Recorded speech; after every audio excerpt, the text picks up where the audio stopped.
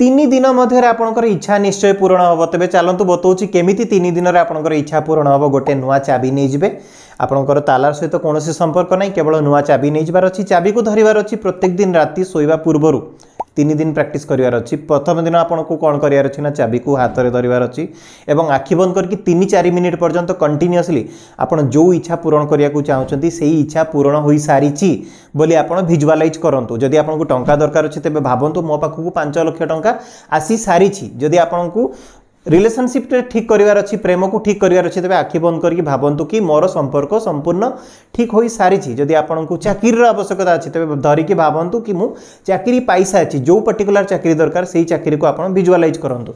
Then कौन करार अच्छी ना से चाबीटी को आपको गोटे ग्लास पानी ग्लास मध्य आपको कौन करार अच्छी ना पकई देवार अच्छी। देन राति सारा आपको से चाबी को पानी ग्लास रे पड़ी रखिबार अच्छी और सकाळु उठिकी चाबीटी को बाहर करने और ग्लास रे थिबा पानी को आपणकर घर पाखरे थिबा कोनोसी भी एक गछ मूल नहीं पकई देवार अच्छी। ये प्रैक्टिस को आपको 3 दिन करार अच्छी। देन नेक्स्ट दिन अगेन राति रे चाबी धरिबे भिजुआलाइज करेंगे चाबी को पानी ग्लास रे पकईदेवे। देन सकाळु उठिकी चाबी को बाहर करने पानी ग्लास को लेकिन गछ मूले देदेवे।